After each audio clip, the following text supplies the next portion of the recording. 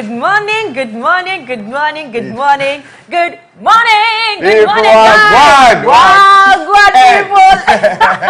Guys, this is the AM Club Live on MX24, and my name is the one and only Edma Ohima Lawe. Guys, my name is Kevoy B. I know you guys are not used to seeing me this early, but I'm here this morning. Just cool on. Looking nice. I can't believe I'm doing the show with you today. I'm excited. I know, I'm excited. It's going to be fun. It's going to be fun. Guys, it's a brand new week. It's 7th of February 2022, and you're welcome to the AM Club. Now, coming to you live from the MX24 studios at Silicon Square, East Legon, Accra. Yes, it's another week, another opportunity for you to achieve your dreams and goals. And right here on the AM Club, we're going to bring you loads of fun, fearless, and factual content. And for the next 2 hours, we'll be keeping you entertained, inspired, and of course, informed. Are Guys, you okay? Yeah, man, I'm good. Are you excited to be here? I'm chilling, no? Are you excited to be here? I'm very excited. Oh, I'm excited too. I'm excited. See, I just stopped in my African I know, right? So you know how usually I basically compliment you when you're over there, yes. but I guess I have to do that today. Yeah. Like when you're sitting right next to me. You're looking nice. Oh, you're looking nice. Thank you. Hey, every day you come out in your fashionista dresses. Thank you. Thank you. I'll try. Guys, look out for Coffee Daily, where we recap the top most trending stories around the world. And for Lifestyle Daily today, if you've been wondering how to make extra cash, well, today on Lifestyle Daily, we'll be talking about the art of leadership. Ooh. I know that leadership also doesn't necessarily have to be related to money, but being a leader is very important no matter where you find yourself in. And there's this question of, are leaders born leaders, or they are nurtured or thought to be leaders? You know, I think they're nurtured, but let's see what exactly. And Kevoy is going to have that conversation, so I'm excited. Yes. I am excited about that conversation. Guys, our hashtag today is hashtag Motivation Mondays, and on today's episode, our special guest is the Deputy CEO of Ghana Investment Promotion Center, Yao Amoteng Efriye. And on the plot today, one of my favorite artists, Tulenke, will be joining us. Hey!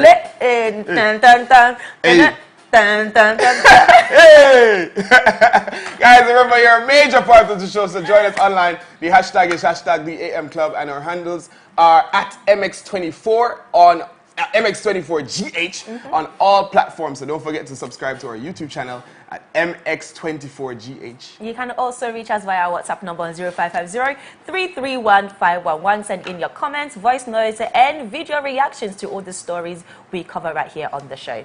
Guys, our Goodness Moment segment of the show is still on, Zane, and you can nominate any individual or group who just achieved something or doing amazing things for themselves.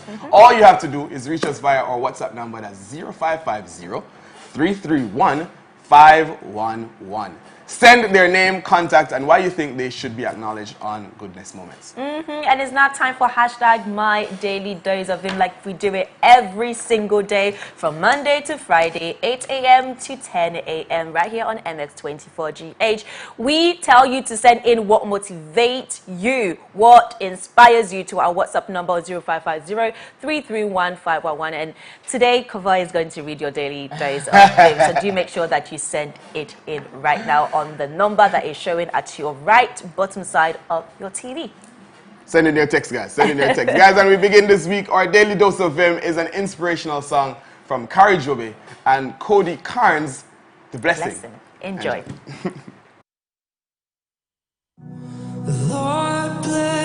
Catch exclusive interviews and jam to the hits that define your era. MX24. We love music. MX24 is home to your favorite artists. Hear the best new music first. Catch exclusive interviews and jam to the hits that define your era. MX24. We love music. MX24 is home to your favorite artists. Hear the best new music first.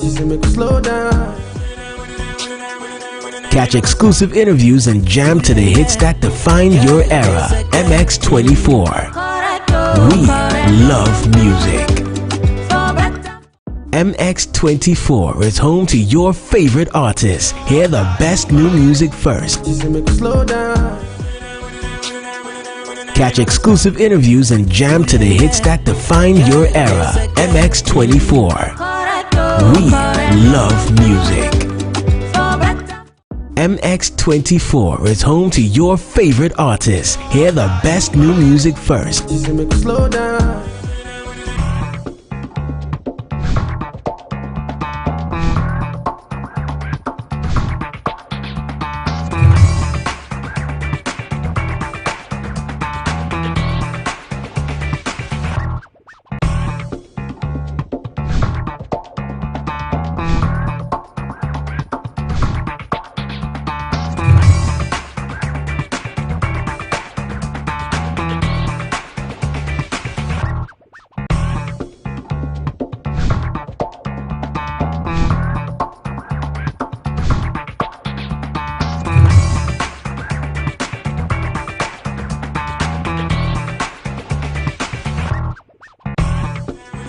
Catch exclusive interviews and jam to the hits that define your era. MX24.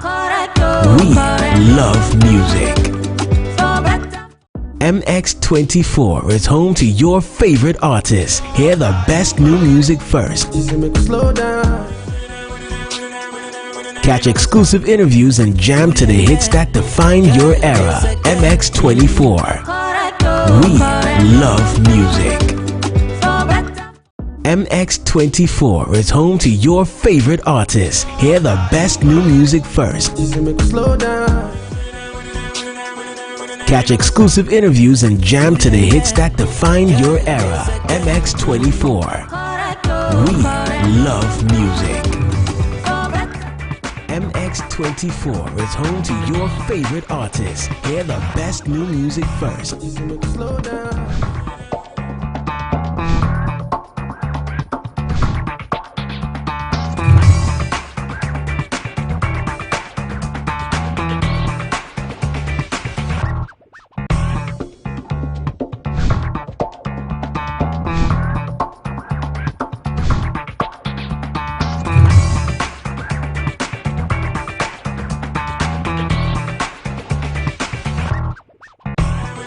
Catch exclusive interviews and jam to the hits that define your era. MX24.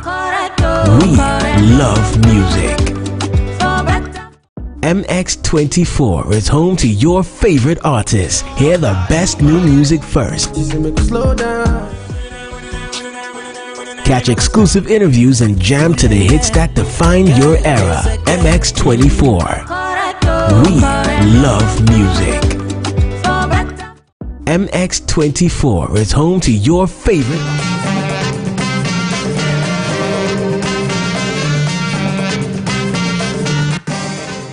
Ladies and gentlemen, welcome back. I hope you guys were inspired just now. I know I was. Zain. Guys, we have your daily dose of him right here in the WhatsApp, and I'm going to read them to you. Zain?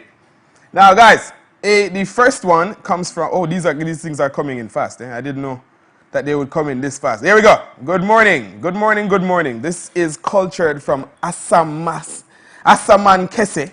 And my code for today is winning. A winning horse doesn't know what is winning. He only runs in pain given by his rider. So whenever you're in pain, think that God wants you to win. Edma, you believe in that?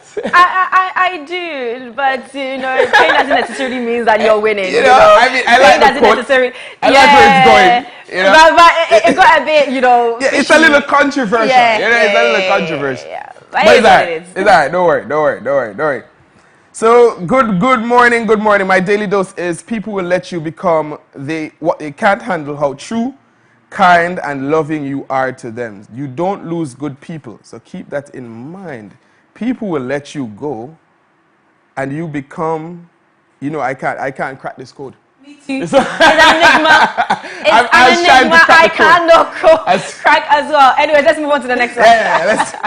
Let's go. I was trying to crack the code. I was like, hey, wait, what? Good morning to you guys. My daily dose of Vim is the secret to happiness is being content with what you have, despite its insufficiency. Love you guys. Nyameche from Teshiman. Ooh, oh, that's nice. Yeah. That's nice. I'm Linda, inside Oda. And my daily dose of Vim today is some people will never support you because they are afraid of what you might become. Fact. Very true. In fact, I really love your outfit today, Edma. Well, thank you Hey, very much. hey, Well, hey, get thank that. you. Thank I love you so much, Kevoy. Wagwan. Hey, Wagwan. Hey, Linda. Linda, Wagwan. Hey, Linda, you made my morning. All right, guys. Oh, you missed the title of the song that we just played. You remember the title of the song The that we just played? The Blessing. Yeah. Yeah, The Blessing. Oh, blessing. Something to do The with Blessing. blessings. Yeah. Lessons of love. E in love means encouragement. Encouraging the person you fall in love with makes them know how supportive you are. Hashtag EKQ Prime. Wow, EKQ Prime. Yeah. You know who that is? Yeah, As a regular. he always sends in his daily dose of him, so he's a true member of the AM Club. Yes. All right, guys. I wish I could read all of these WhatsApp messages, but I really can't. And we have to go on to Coffee Daily now, where we recap the biggest trending stories over the weekend. Hey, Edma. And I'm right here with the very first story, and it's a local story. And the Ghana Police Service has announced that the portion of the Tema motorway that was blocked due to an accident involving a gas tanker has been reopened. Earlier, the Ghana Police Service notified the public of a motor crash on the Accra Tema motorway around the shopping mall and the toll booth. The crash involving a gas tanker, an articulated truck, and a rigid cargo truck caused the police to block a lane of the road. According to the police service, the affected vehicles have been removed, allowing a free flow of traffic. And the Ghana Fire Service was also at the scene to aid in the safe recovery of the hazardous materials involved. Listen, I saw the video, and there were I think 4 cars that were involved in like an accident around the Accra Mall. No, the Accra Mall. Oh, it was bad. I can imagine. It was so bad. And I was like, what could have caused this? But I hope that they're going to investigate eventually and find what the reason is. And they will. Everybody should just drive safely, guys. I mean, we're only in February. Listen, we don't want to hear any more casualties because of accidents on our roads. But anyways, let's move on to some more local stories. And the 2 families that lost their sons during the June 2021 Nigeria incident have received 500,000 Ghana cedis compensation from the government. They both received 250,000 Ghana cedis each. If you recall, the deceased persons died after they were shot at, and the ministerial committee that investigated the disturbances in Nigeria recommended adequate compensation to the families. So the Deputy Interior Minister, Chief Director of the Ministry, a representative of the National Chief Imam and Coordinator of the Zongo Development Fund were part of the delegation that met the families and presented the check. You know, it sounds like a lot of money, but you can never replace a child, you know. You'll never be able to. Thank you. Yeah, it doesn't matter how much money you give to me. You can't replace my child. Absolutely. You know? I totally agree with you. You know, I mean, 250,000 Ghana cedis. Okay. Small money, you know? Yeah, compared to a life. Yeah, you know, yeah. But at least they've done something. At least the government have done something. You know, they just didn't leave them there. They have done something, and hopefully this will also serve as a reminder to everybody there that they need to be very cautioned about whatever activities they get themselves involved in, especially during times of elections or political rallies and all of that. People need to be really, really careful. But let me also add that the Vice President, Dr. Mahamudu Bawumia, has launched an e-travel card to aid in curbing corruption in the public sector. So speaking at the launch of the electronic travel card in Cape Coast, Dr. Bawumia said the e-travel card is designed to facilitate the cashless disbursement of travel allowance and other travel payments by the government. It also provides expenditure tracking. The Vice President says the move is aimed at ensuring accountability and controlling the travel expenditure of public sector workers, including government officials. He further admonished all public institutions to adopt the initiative, which I think is a great one. Yeah. You know what? I used to have that with my company when I was in the UK. Yeah. So if you were in a department where you used to travel a lot for meetings, they would give you a card and they'll put like an allowance on it. Yes. So basically, this is the amount on it, and it's up to you to use the amount the way you seem fit when you're traveling for your meetings. However, it's a fixed amount and you have to have it for a period amount of time, for like the whole month. So if you overspend, or if you, exactly, if you spend all your money during one trip, then unfortunately you have to use your own money for the rest of the trip. But then they make sure that they actually divide and make sure that the money is sufficient for whatever you're going out there to do. But then if you use it all as well on your own personal needs, doomed. You're doomed. I had a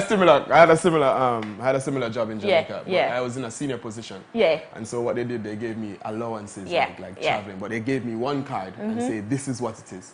If it finish, it done. It's done. It's done. So I think this is a great initiative for the government to also, you know, curb down on corruption, and especially, you know, when it comes to cash payment and giving out cash, you can't really hold accountable to how much you've given, especially if there's no record. I mean, I can write on paper that I gave you 200, but meanwhile I gave you 1,000. You know, so yeah, I think it's great to eventually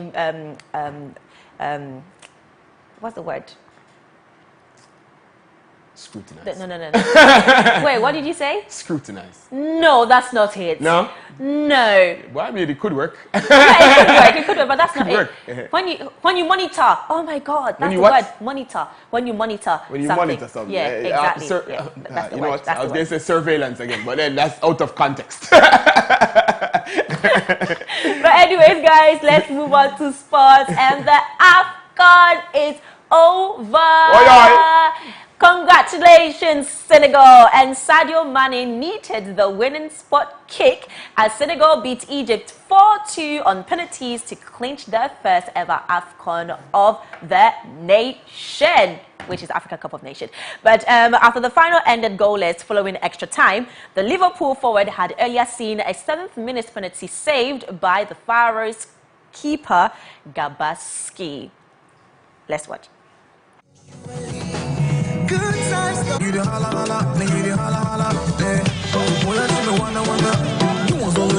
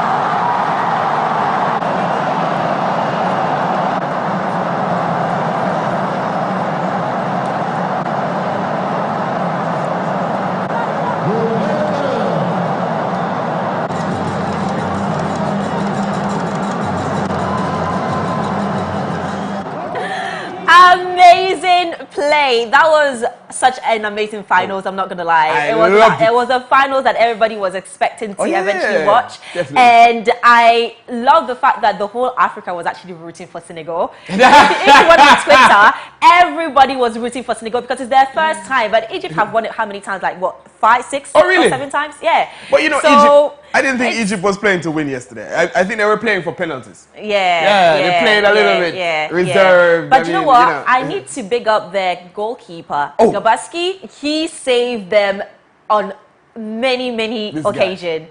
And to be honest, I feel like, you know what? He should have also gotten goalkeeper of the tournament because he did great. I mean, how can you argue that Mendy shouldn't? Because Mendy has won it. You know Exactly. what I mean? How do you do that? How do you do that? How? But anyways, what do we say to Senegal? Big up yourself!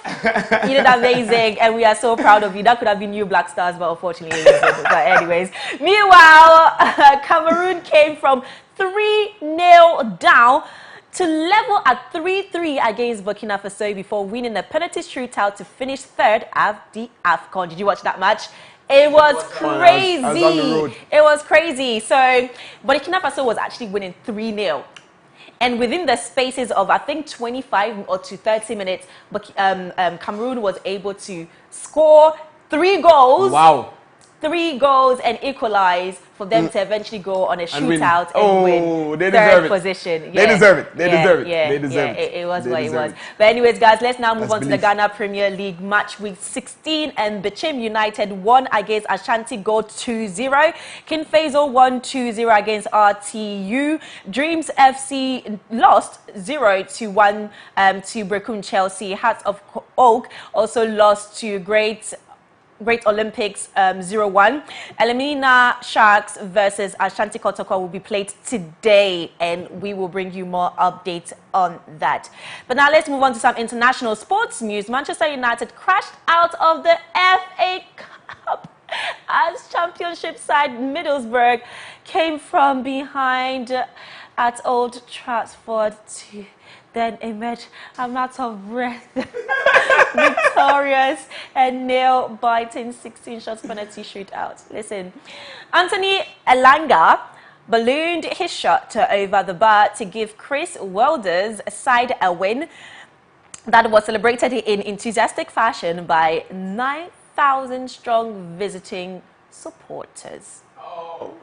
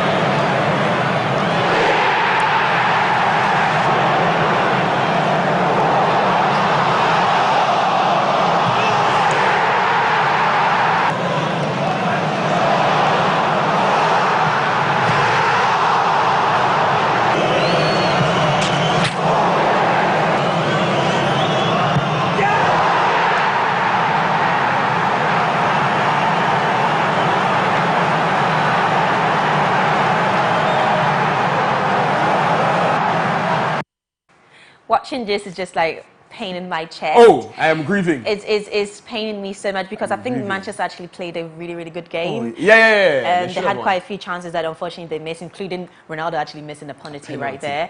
But let me also add that on Tony Alanga was subjected to online racism abuse after the FA Cup penalty shootout lose to Middlesbrough. But at the end of the day, I don't understand why he's the only person subjected to that when Ronaldo also missed a penalty. Yeah, but you know, Ronaldo is not dark like me. So he will not be subject to racist abuse. Exactly. That's one of the reasons why I choose Africa, you understand? It's such a shame. It's very sad to know that you're playing something to entertain people, but then at the same time, if you do a mistake, and then everybody comes down. I mean, you can criticize the way I play football, but the moment you bring in race and you start insulting me based on the color of my skin. Something you can't change. Yeah, something that you can't change. That's when it becomes, you cross the line there. I mean, criticize my football. Tell me that I didn't play well. Tell me that I suck at football. You know? Tell me that. I'm okay. Racially abuse me. You tell me I'm a monkey. But then I was really expecting this. To be honest, it's one of these things that is the moment a black or foreign or coloured football player misses an opportunity to maybe take a team to the next stage, you already know that, okay, this is what's happening next. And it shouldn't be that way. It really shouldn't be that way. It shouldn't be that way. But anyways, guys, for more sports, please do log on to mx24online.com/sports.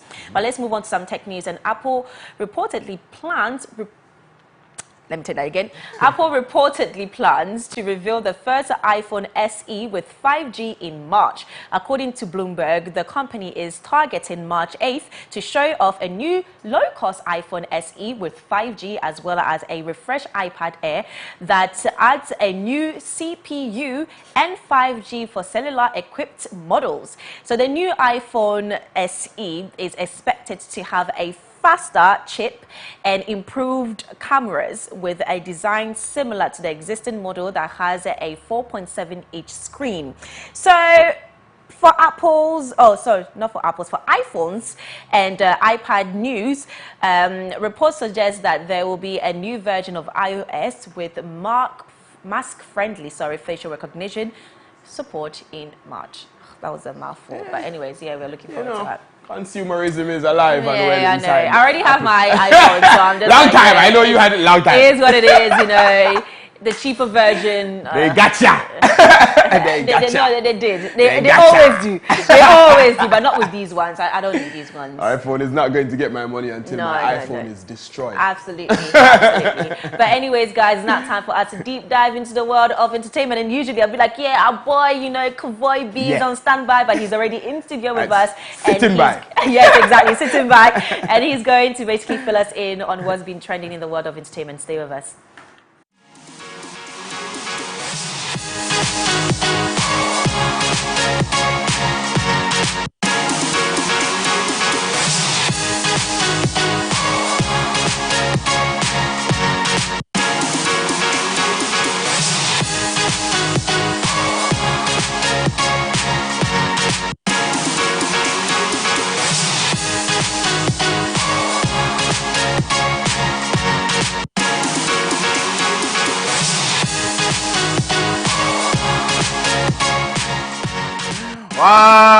Go on, everybody. I know you guys have seen me already, so by now I'm still. So guys, listen. Welcome to MX Breaks Lifestyle and Entertainment inside the AM Club, where I will bring you all the updates in Ghana and, of course, across the globe. I usually say, good morning to my team. Right. I will continue the tradition. Good morning, Edma. Good morning. How are you? I'm fine, thank you. How was your night? It was great. And how was your weekend? Yeah, it was great. I went horseback riding. I know, right? I saw some pictures online as well. How was that? Oh, that was great. I didn't know they did horseback riding at Burma Camp for 70 CDs. Really? Hey, they do. No, they do. That's They cheapo. do. Yeah, they do. But then you look nice. Oh, thank you. I'm really loving the outfit. These Give are me the gifts. African vibes. You know I'm a real African. Loving it. I'm a real African. I know, right? But anyways, take us away, love. Guys, you don't know, you can follow me on Instagram, TikTok, Twitter, everywhere at KEVOYB. Zin? Guys, Ghanaian actress Salma Moomin has gifted sensational dancehall act Shatta Wale a brand new car to show her support to Shatta Wale's Shaxi business. Despite the secrecy of the gift by the actress, Shatta disclosed the news in an Instagram post to his fans, appreciating Salma Moomin for her support as well as the rich friends he had. Everyone needs a friend like someone in that corner. That's great though. I like that. That's I like the fact really that love that she didn't make a big deal out of it, but Yeah, she came she out didn't. online and said, you know, thank you and all of Yeah, that. and she didn't And post a video saying, hey, I'm sending this taxi over to Shatta Wale. Thank you. And it's all about how, you know, you celebrate your friends when they start a business. I mean, we are always talking about how, you know, the closest people to you hardly ever support you when you're doing something. So to see his closest friends actually supporting him and supporting his business, I think is a great thing. And is a great example to everybody out there. What I want to see is the local supporting the business. Hey, everybody, order some Shaxi. Order Shaxi. You know what I mean? He's a local guy. He comes from here. He developed this thing. Order a taxi from him. You go, and not go bash the other taxi service. But let's go. Guys, still on Shatawale, while addressing the government's e-levy bill, he dragged in Ghanaian celebrities like Jackie Appiah and Stoneboy, who allowed the government to use them for a campaign by the National Lottery Authority. Yet, they turned mute when it comes to the other pressing matters. According to Shatawale, he is disappointed in Jackie, who disagreed with him that the government should pay some celebrities to become COVID-19 education ambassadors, yet showed up for the NLA event for a chicken change. He also added that the government, through the Ghana Gaming Commission, has banned celebrities from running ads for betting companies, yet the same celebrities were used by the NLA and none of them could speak out. He also chastised them for also keeping mute on the e-levy bill. Apart from that, he had a lot to say. He descended heavily on Jackie and questioned how she makes her money, since the movie industry in Ghana now isn't what it used to be. Source of income. I mean, Jackie has other form of businesses. I would assume. But then at the end of the day, my point is the fact that the last part is very personal. Yeah, no, it's not even that. But the fact that you're a public figure doesn't necessarily mean that you need to comment on every single thing. Yes, I understand that you being a public figure comes with some type of influence when it comes to your fan base. But then it's not every single person who wants to get involved with political issues or even current affairs. Fair. You Fair. know? But what he's saying is that they did campaigns for things that they weren't supposed to do campaigns for and collect money. You understand? So now that it's time to defend the people, they aren't doing the people. I understand this point. I understand this point, but at the end of the day, we also need to be realistic here and say that, listen, it's not every single subject or political subject or current affairs subject that people would want to speak out on.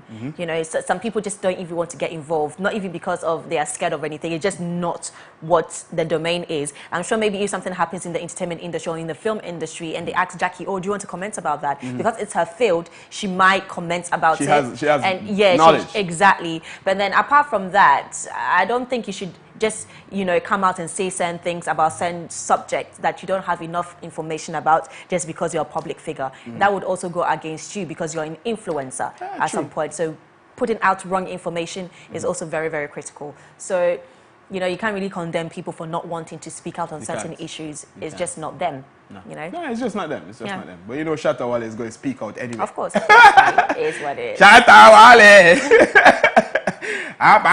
Guys, a whole lot has been happening in the West Kardashian household. Over the weekend, Kanye expressed public disapproval of his eldest daughter posting on TikTok. Ye posted a screenshot of Northwest on TikTok with the all caps caption. Since this is my first, and I'm reading loud because it's all caps. Since this is my first divorce, I need to know what I should do about my daughter being put on TikTok against my will. Kim Kardashian replied to Ye's Instagram post with a Notes app message in her IG story, explaining that Kanye's constant attacks on her in interviews and on social media has been more hurtful than any TikTok North might create, and continued to describe herself as the parent who is the main provider and caregiver for their children. Now, Kanye posted a screenshot of her message and asked in his caption, "What do you mean by main provider? America saw you try to kidnap my daughter on her birthday by not providing the address. You put security on me inside of the house to play with my son, then accused me of stealing. I had to take a drug test after Chicago's party because you accused me of being on drugs. Tracy Romulus, stop manipulating Kim to be this way." He continued to post a section of TikTok's age guidelines that refuses access to users under the age of 13. I mean, I totally understand the point where Kanye is coming from when it comes to eventually making sure that, you know, a child that age is not on... What does she need TikTok for? Yeah, exactly. It's not on social media. There are so many ways. I mean, Kim's point was, you know, for allowing North to eventually explore her creativity and her creative side. But there are so many ways a child can do that without having to be on the social media platforms such as TikTok. TikTok is a social media for an 8-year-old? Come on now. It's a crazy place. So at the end of the day, I think Kim should maybe try to find other ways for North to, you know, show her creative sides and not, you know, on TikTok. I understand Kanye's point when it comes to that. 100%. But it's just the way Kanye goes on about it. I mean, you come on social media and you say these things. It's like, what do you want us to do? What do you want us to do? what happened is that if he doesn't speak out, then the narrative gets changed in the news. Yeah, you understand? So, you know, he has to defend his side. That, but then I feel like certain things are just so sensitive and should just be left within the No, family. but you see, it's already public that she prevented him from going to the party. It's already According public to him. that she... But she came out to say that no, she didn't. Yeah, she said she didn't. No, she said she didn't. She said that You believe actually Kanye said he was going to have a second birthday party for Chicago. So they were doing this party and everybody was like, Kanye probably even forgot. Like he said he was going to. I'll tell you something. You see, baby mother, they give trouble, oh. I know. True. I know. True. They do. I know. They do. I know. But anyways. That's how it goes. That's how it is. Yeah. Guys, still in the Kardashian-Jenner household, Kylie Jenner revealed Sunday afternoon that she had given birth to her second child with her partner, Travis Scott. The 24-year-old star appeared to have welcomed a baby boy as she included a blue heart emoji with her announcement post on Instagram, though she declined to reveal her son's name. Okay. So the mother of two posted a sweet black and white photo featuring her new son's adorably tiny hand to mark the news, while noting that he was born on February 2, just a day after Kylie celebrated her first daughter Stormy Webster's 4th birthday. Congratulations to them. Congratulations to you, Kylie. Yeah. Kylie Jenner. A boy and a girl. Yeah, that's Perfect decent. mix. That's a nice pair. That's a nice pair. Yeah. But they shouldn't stop there, you know. Yeah, they should have more. 6 is enough. I mean, I think Kylie always said that she wanted a big family because she comes from a big family. So oh, yeah? Yeah, I think she just wants to have all her children by one guy. Well, you know, wealthy people like big families, eh? Yeah, they do. They do. Like I mean, really who else wealthy. is going to spend the money? It's true. It's true. Anyway, that's it. That's all I have today for Okay. MX-based lifestyle and entertainment, guys. I was going to give you a patois saying, you know, but I don't know if it's motivational enough. Okay, how does it go? Anyway, Maga, it pop off. Anyway, Maga, it pop off. Maga means like slim, like. Okay. Like. So anywhere there's like a strain, it will tear. Okay. So you know, Okay. so don't stress over it too much. Oh, okay. I get it. I get it. Don't stress over it too much. Oh, well, usually this is the point where you literally like hand over to me, Yeah. but like today we're doing the show together, so there's none of that. But anyways, guys, that's about it for Coffee Daily, and up next is Lifestyle Daily, and today we're going to be discussing leadership, so you don't want to miss that. But in the meantime, please do enjoy another inspirational song, Shall Not Want by Elevation Worship Maverick City. Enjoy. Artists, hear the best new music first. Slow down. Catch exclusive interviews and jam to the hits that define your era. MX24. We love music. MX24 is home to your favorite artists. Hear the best new music first. Slow down. Catch exclusive interviews and jam to the hits that define your era. MX24. We love music. MX24 is home to your favorite artists. Hear the best new music first. Slow down.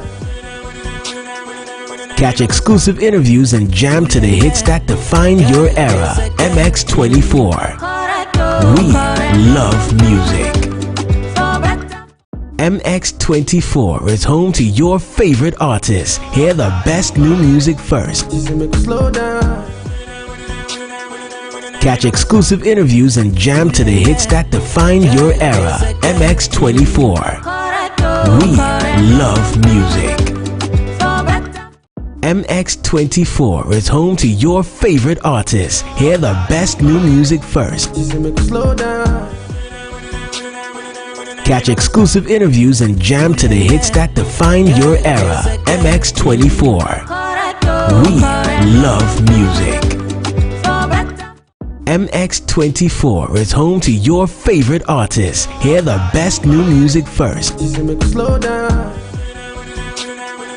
Catch exclusive interviews and jam to the hits that define your era. MX24.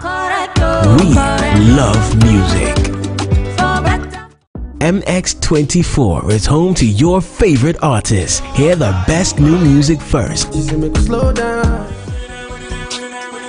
Catch exclusive interviews and jam to the hits that define your era. MX24. We love music. MX24 is home to your favorite artists. Hear the best new music first. Slow down. Catch exclusive interviews and jam to the hits that define your era. MX24. We love music. MX24 is home to your favorite artists. Hear the best new music first. Slow down. Catch exclusive interviews and jam to the hits that define your era. MX24. We love music. MX24 is home to your favorite artists. Hear the best new music first. Slow down.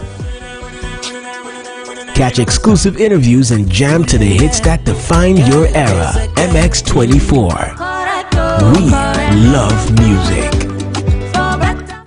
MX24 is home to your favorite artists. Hear the best new music first. Slow down. Catch exclusive interviews and jam to the hits that define your era. MX24. We love music. MX24 is home to your favorite artists. Hear the best new music first. Slow down. Catch exclusive interviews and jam to the hits that define your era. MX24. We love music. MX24 is home to your favorite artists. Hear the best new music first. Slow down. Catch exclusive interviews and jam to the hits that define your era. MX24. We love music. MX24 is home to your favorite artists. Hear the best new music first. Slow down. Catch exclusive interviews and jam to the hits that define your era. MX24. We love music. MX24 is home to your favorite artists. Hear the best new music first. Slow down.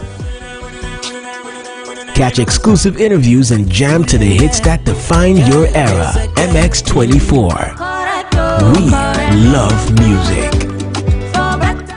MX24 is home to your favorite artists. Hear the best new music first. Slow down.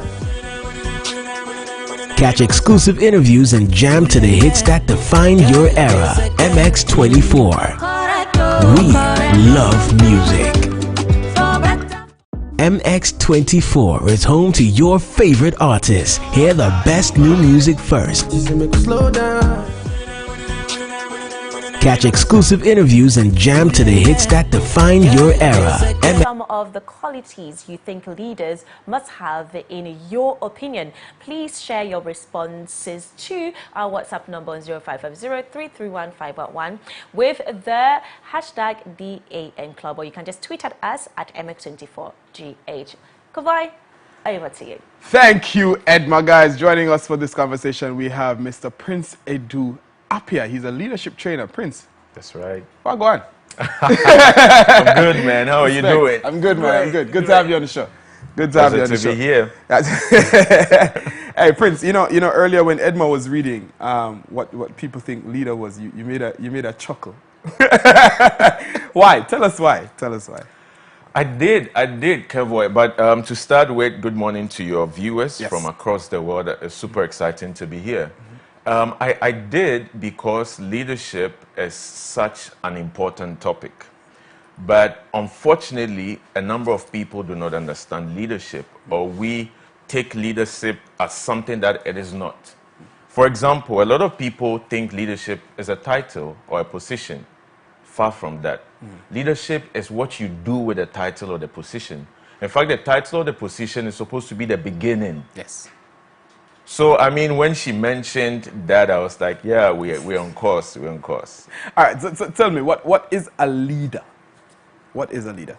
So, of course, the popular definition of a leader is someone who is able to lead a group of people or direct a group of people towards the attainment of a certain goal. you know, but I have my own definition of leadership. Yes. After, you know, doing quite a number of research, I define leadership as the ability to direct your gifts, gifts in quotes, to the service of your world. So whatever you came to planet Earth with, it can be your gift to sing. Yes. It can be even your gift of time, your gift of resources. If you are able to say, you know what, gifts, follow me. If you're able to direct those gifts to the service of people, yes, you are a leader. And that is how I define who a leader is. But can't you argue that leaders are sometimes negative as well? Don't you have negative leaders? Of course. I mean, Satan is a negative leader, but an effective one. You know, very effective, very, very effective. Right. So what are the qualities of a leader then? So there are quite a number of qualities of a leader. The one on top of my list. Wait, and I want you to have in mind that you have negative leaders as well. So you have to give me the qualities of both positive and negative. What qualities run through? What's a similar thread that runs through all of them? Okay, let me still give the one on top of my list because I love it. Sure. And it is the love for people. If you don't love people, you just fake leadership. You know, we have a lot of people that have the opportunity to lead people or direct their gift to the service of their world, but they don't love people. And so by close of the day, like Edma was saying, you know, they think they are the Lord of it all. They think, you know, you are down there, I'm up there. But by close of the day, the reason why you have the leadership role that you have is because of people. You're supposed to serve people. You mentioned both positive and negative. So the quality that comes to mind is vision. You have to be a visionary. You know, the positive side, if you're leading an organization, give a foresight. In the next 10 years, what does this organization look like?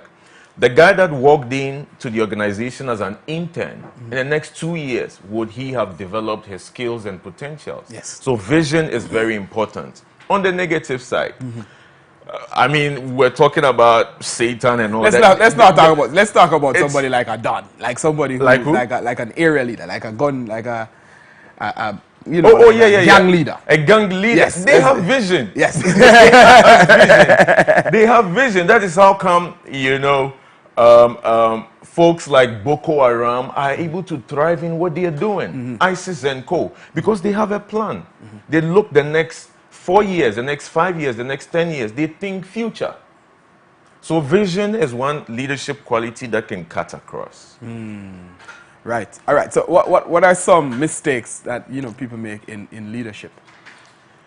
So this is how I see the whole leadership thing, Kevoy. So leadership is like leading a ship from port A to port B. Gotcha. You get it? Great. One mistake that a lot of leaders make is that they think, you know, port B is never going to come. Yes.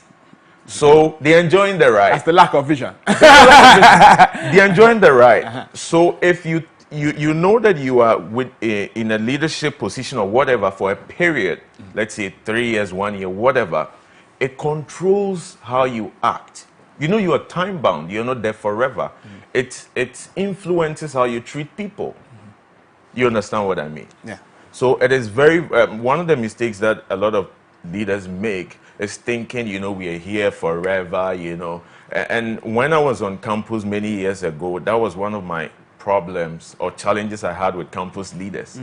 As soon as you give them that responsibility or opportunity, they think, hey, I mean, hey, I got the power now. I got the power now. Before they realize the semester is over, time is up. They didn't do anything. Port B is here. Oh. And they weren't prepared. They weren't prepared for Let me ask you something. Do you think leadership is innate, or do you think that it can be trained? So let me share what research gives us. According to research, leaders are mostly made. But, I mean, research trying to quantify the whole thing in terms of, you know, giving estimates. They tell us that leaders are 1/3 born and 2/3 made. Oh, really? Yes. But I'm for the motion that leaders are made. You are for the no, leaders are Leaders are made because... from scratch, from zero. Well, someone, for example, Barack Obama has the gift of, oratory skills. So once he attaches leadership to it, I mean, he just flies like that. So that is a certain ability that someone would have to learn to get it. So I believe leaders are made because we have seen examples of people that had nothing, but went through training, mentorship, and all that. And by close of the day, they are the best. But to be fair, haven't you ever met kids who seem like leaders? I'll give you an example. My two sons, Great, right? great. They're very dominant. They're very instructive. Like they'll tell you, hey, you go over there and you do over that, you do that. And they don't care who you are. They'll tell me to do it. I love you it. understand? I love it. So what I'm wondering is, because you said leaders are made, but I think, sometimes I think leadership is innate. How do you? I'm sure your two kids may have seen it from somewhere or may have observed it being done. Maybe not directly from you, Fair. but maybe Fair. on TV or Fair. something. You understand what That's I a mean? very fair statement. I'm with you on that one. Do you think leadership is for everyone? Can you because leaders? All right. So now you said leaders are made. So can you train everybody to be a leader? Absolutely. You think so? Then who is going to be the follower? Hold on. Come on. Well, I believe everyone can be a leader, but unfortunately, many people are going to die as followers. Dependent on your exposure, your experience, who you meet, who you get to inspire you. So many things come to play between the two ends. But once you get the opportunity to be trained, to be mentored by the best people, I can tell you the truth, you can turn from a sheep to a lion. Oh, all right. Let me ask you something, Prince. Who trained you? I'm going to be honest. Yes. When I was young, one of the things that I learned from my grandparents, they always gave me the Bible to read. You know, the Bible that has illustrations, like the Good News Bible with illustrations. Oh, yeah. And when reading, I'll picture David, all the leadership stuff. So I learned a lot of leadership, and I still do pick leadership insights from the good book. Now, my mentor, Dr. Miles Monroe, Bahamian, is one person who taught me leadership. In fact, guided me on the path to discovering my passion for the topic leadership. And so I learned so much from him. I still learn from his materials. And aside that, there are many more people that I pick leadership lessons from. And have you taught people leadership? Have you been course, teaching? How many people have you taught so far? How many people have I taught so far? Who's a notable student? Do you have a notable student that you've taught? I have a couple of them. I have a number of people that I mentor. I'm privileged to have that opportunity to do so. I can mention names, of course, but there are people that we mentor directly, indirectly through my organization, 1 Billion Africa. I give a lot of inspiration to my team. Yes. We learn from each other. And so on and so forth. So I can give you a list of examples. All right, that sounds good. I will collect the list after. That's fine. All right, let me ask you. Would you say there's a difference between a leader and a business owner? A big difference, actually. So, like I said earlier on, the business owner is a title. Yes. You are the owner of a business. It's a title. You can be a business owner and be a very bad leader. So the fact that you're a business owner does not mean you are a leader. In fact, you can own a business and not love your people and not have vision and not have the qualities of a leader. So there's a big difference between a business owner and a leader. What I can say is that every leader can be a business owner, but not all business owners. All right, Yes. I see. I did sets in school. Okay, so you can match. Some sets map it. Yeah. overlap. Exactly. I was speaking to my brother a couple of weeks ago, and we were speaking about leadership. Okay. And one of the things that stood out to me was that leaders are disruptive people. True or false? True. All right. So I'm getting somewhere now. So what happened is that we looked at, the delinquency at school when when there are students who go to school and they're very disruptive in class and they lead these people astray and what they do is that they kick them out of school. we're saying is that what we were saying is that we think we are getting rid of the leaders in our society. So what we should do with and I'm asking if you agree with this, what we should do with the delinquents who are disruptive in class, and we take them and we put them in a special school for leadership. And then we curb these people and train them into and steer them into a positive direction so that they can lead. Do you agree with something like that? I agree. It would be fireworks. It would be fireworks because I believe some of the leaders that we admire now, they had a chance. They were like that. A number of them will tell you they were like that, like you said, but they had a chance to be mentored by someone or be trained by someone. So by close of the day, you know, they are the leaders that we admire today, right? So from what you were saying, it is true. I totally agree, especially here in Africa. You know, once you're a child and you are an outlier, we treat you as such. But I believe that nothing happens by chance. If we believe that the problem of Africa is a leadership problem, then we have to start being deliberate about how we raise the leaders of tomorrow, not leave it to chance. Yes. So like the solution you are recommending, I totally subscribe to it. Yes. If, I don't know, everyone has a role to play. Institutions, civil societies, the government, everyone has a role to play. Home. Everyone has a role to play. So if our listeners will hear this and go like, you know what, I know that girl, I know that boy that does one or two things, but I know in the depths of my heart that this child can become someone great. Provide the guidance that a child needs. Fair. I mean, in what ways can leaders improve their skills? There's a popular quote that says leaders are readers. Number one, I would say is constant learning. You have to learn voraciously, like from everywhere. True. Everywhere. True. Listening to radio, watching TV. I learned from a lot, you know. I mean, I learned from a lot of things, even from watching movies, you know, because leaders have to constantly develop themselves. My mentor, before he passed, he said he was reading 4 books in a month. Not Jane and Jack, or Jack and the Beanstalk, small kind of book. No. Like big books. How much time does he have? Does he get like 36 hours a day? I have to ask him. I don't know. But what I would say is that leaders improve by constantly learning and listening. Let me add.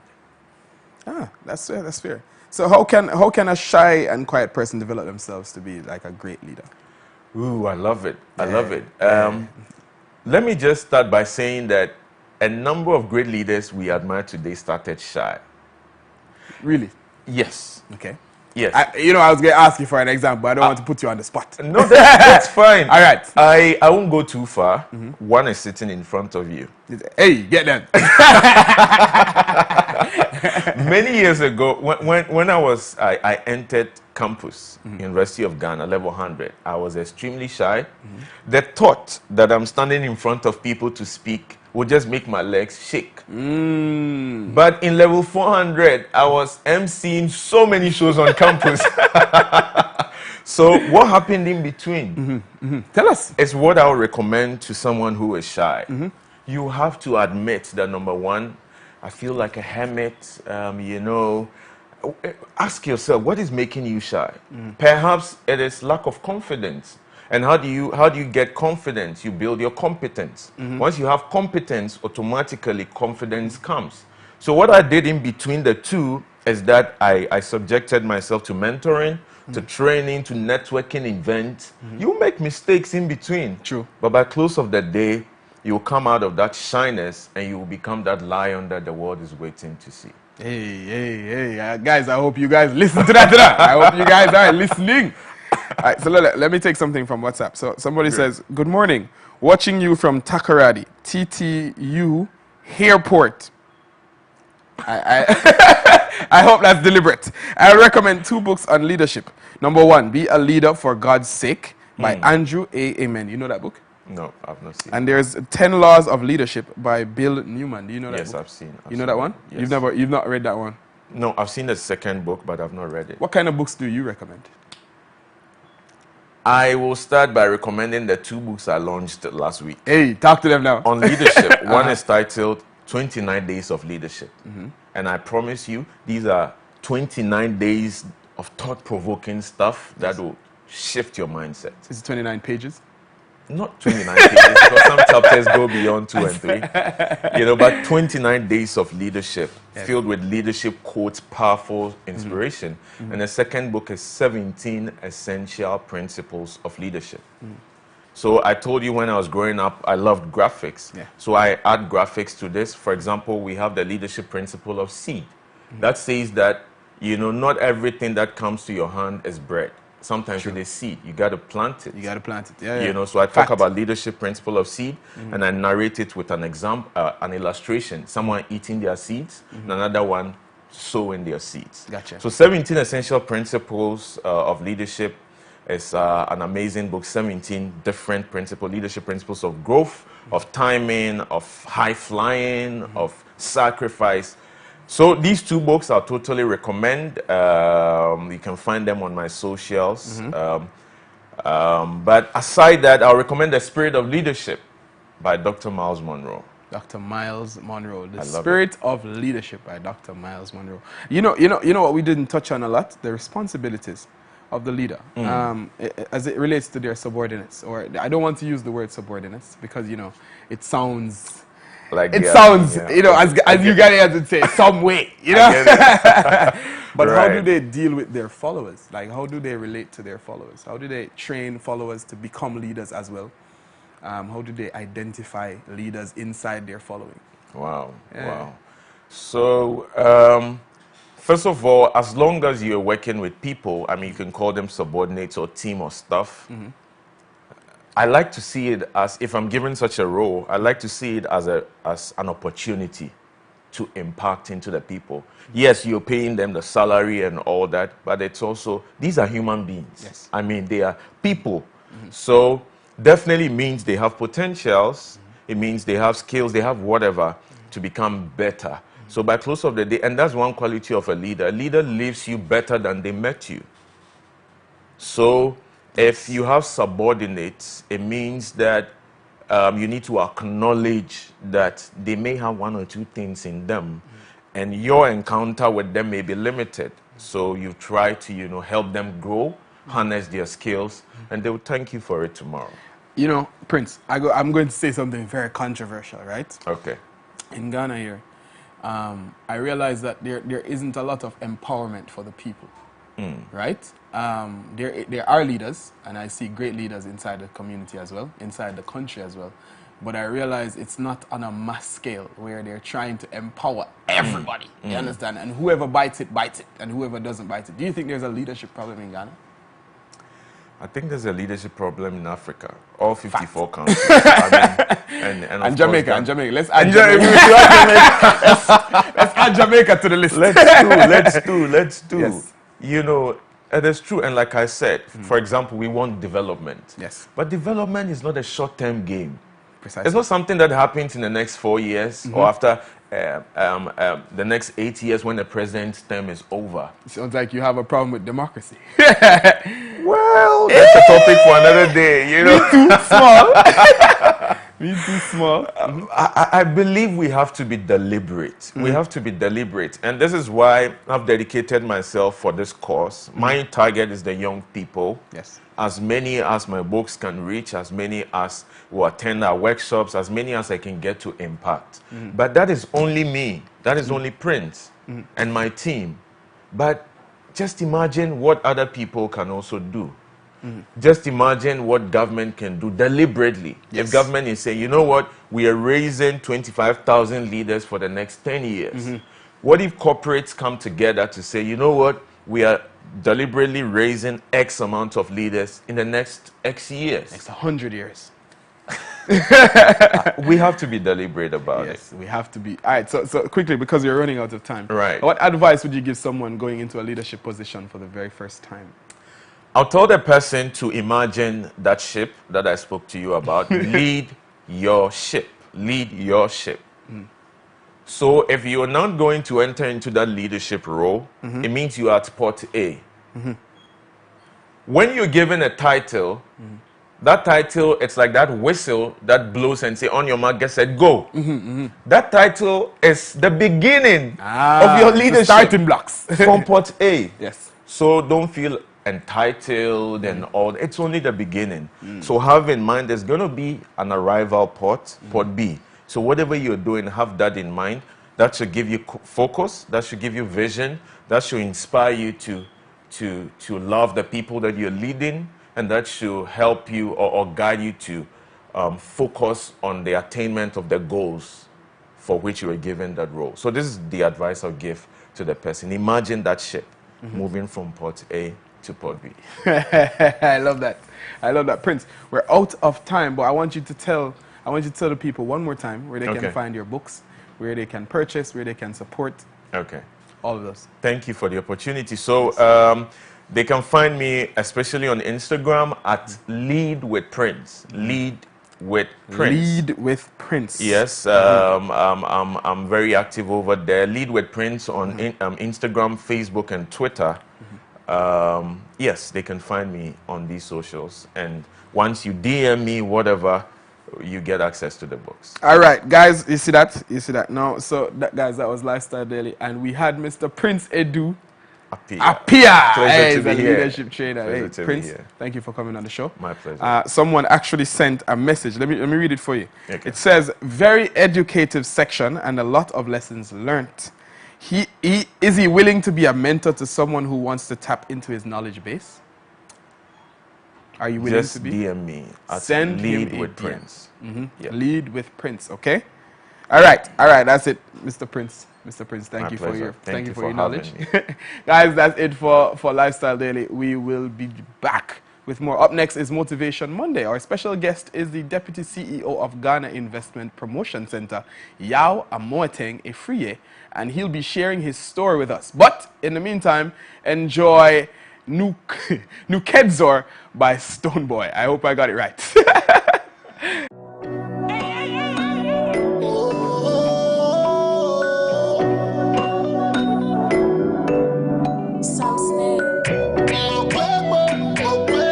Show them bang good at it. Give it to them, make us so them do. We no see no hater. Same after they do them the faker. They be the hustle in the baby, God they bless me. Yeah, but I pray to the maker. Yeah, say I be your neighbor. Where they pull up and keep and take her. They make you the rest of me and them be for the happy. Because you know the way to my nigga. Yeah, okay, okay, okay.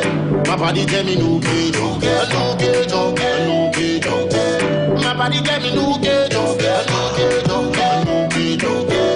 My body tell me no okay, okay, okay, okay. My body tell me no okay. When they go on me, they what's up? If I play on me, they drop down. When they go on me, they what's up? If I play on me, they drop down. I want one Afro-Dancehall original one that continually burning. Down 10 toes all day, so we never lose God. We go hard, yes, we need, and so God. Who bet boy. Okay, okay. My body tell me okay, okay, okay, okay. My body tell me okay, okay, okay, okay. My body tell me okay, okay, okay. My body tell me no good. Hello, oh Jamilo. One God, Asian no look. Hello, oh Jamilo. One God. Alright, I believe I can fly. Iyo yake, manyama fleeky, manyama reach, manyama screeching. Me te sekota, me was treaty. Me nyami di yena we di bre. Kwasi ye di bre. Me di chie, me sha me di dim. Me ya kota go Miami, me di oh yeah, nonsense. What I don't know, oh yeah, nonsense. You for work hard, pray hard, play hard, hustle until the graveyard. Okay, okay, okay. My body tell me no feel, okay, okay, okay. My body tell me no okay, okay, okay, okay. My body tell me no okay, okay, okay. My body tell me no okay. When they go on me, they what's up? If I play on me, they drop down. When they go on me,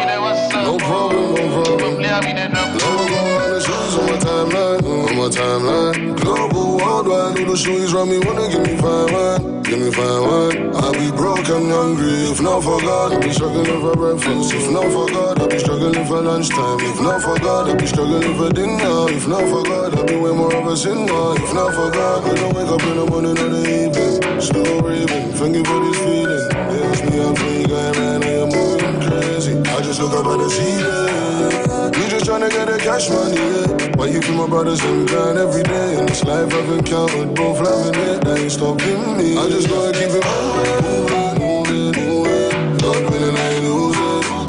See the cash money, use it, and keep it moving. I just gotta keep it moving.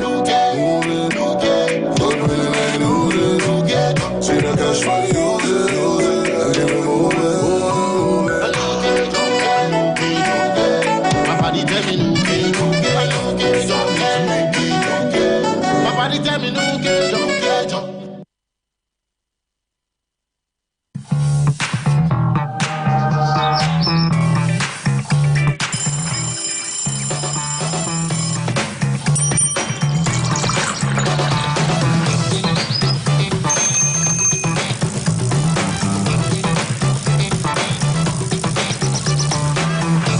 Looking for love? Let's take you on a blind date this season of love. What better time to find love than Valentine? A once-in-a-lifetime opportunity to meet that special someone in a love match. To be a part of this, simply send us a DM with your name, picture, location, and 3 things you'd like to see in your ideal date on any of our social media platforms at MX24GH. It doesn't end there. The successful couple will get a special date treat. Follow us on our social media pages at MX24GH. Turn on post notifications for more information.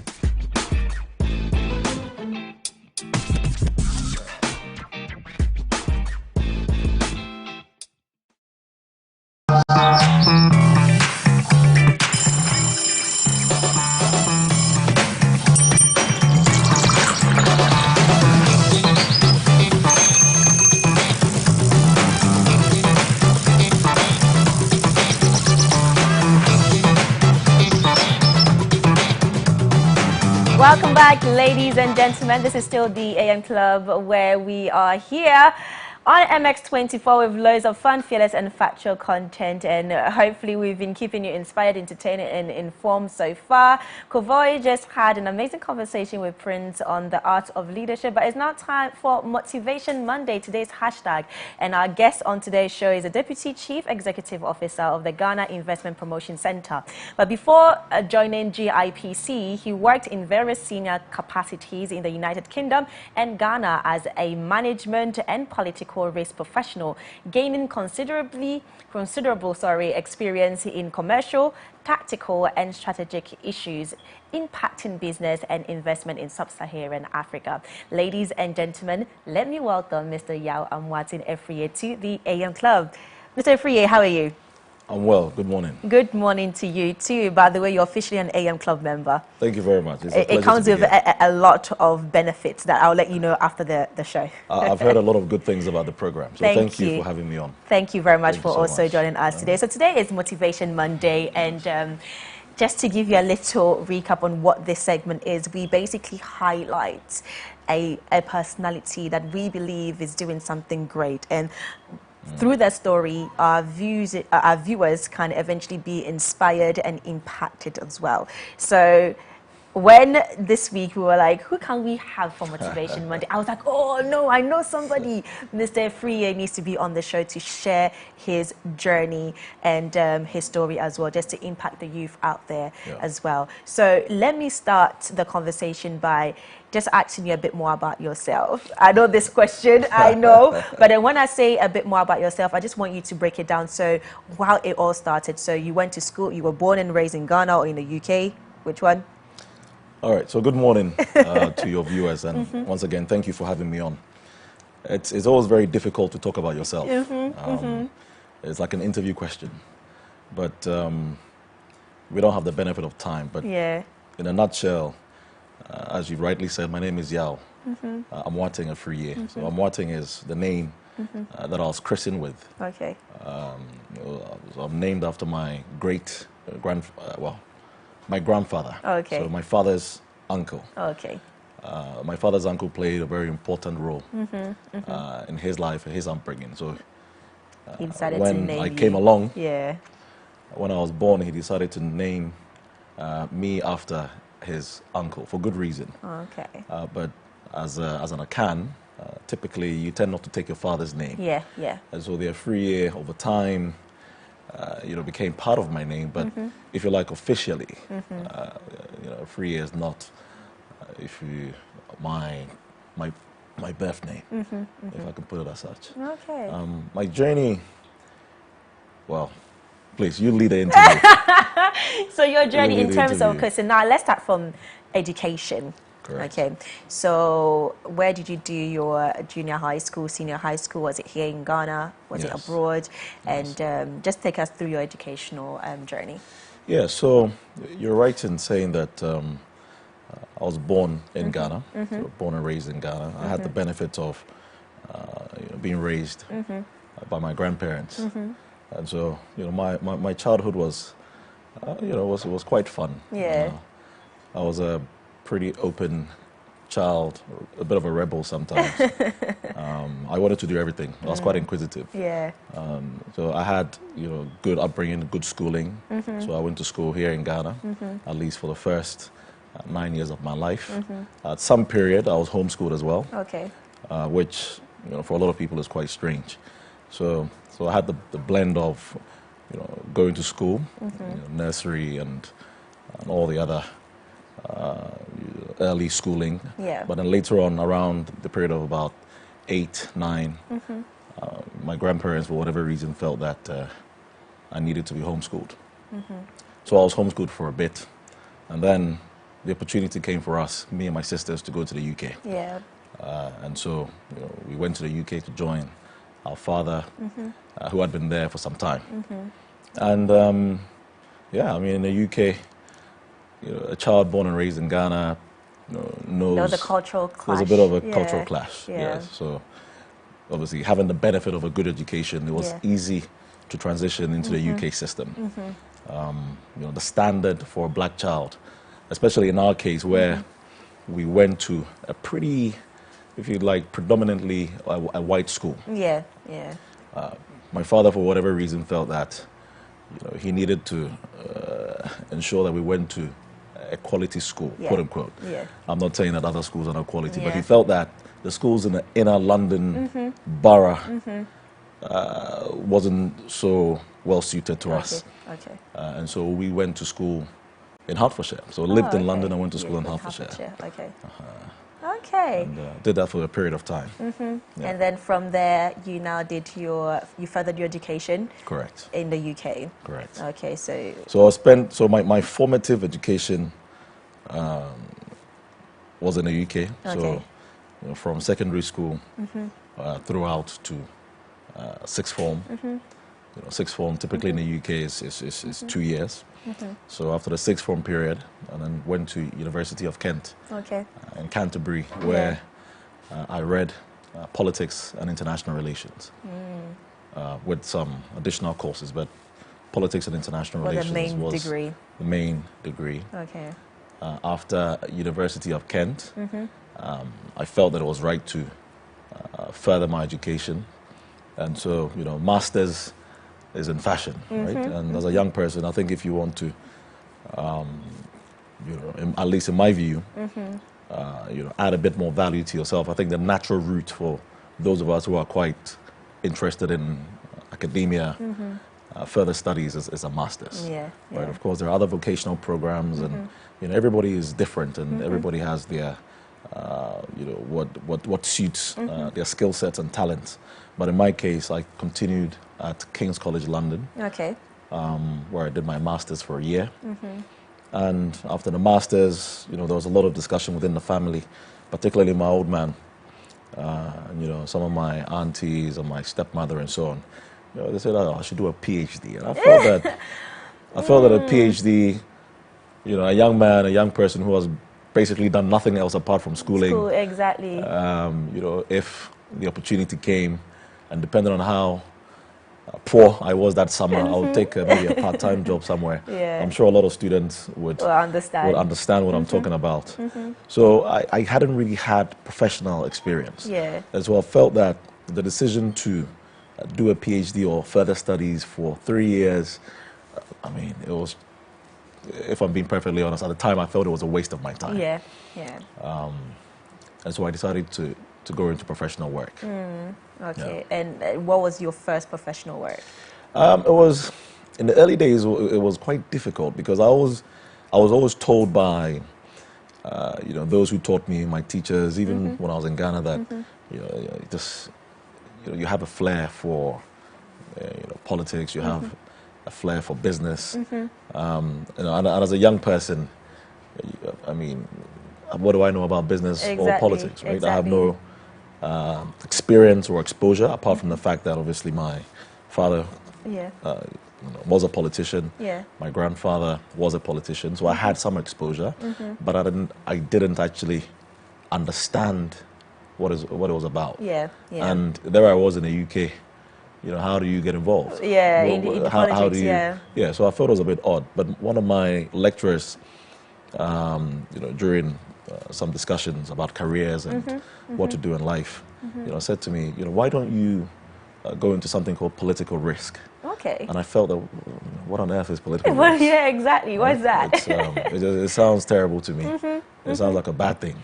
I said, no. Given your interests, given your skill set, he, essentially told me to apply for certain companies. And so I started to do my research into, the nature of what a career in political risk would entail.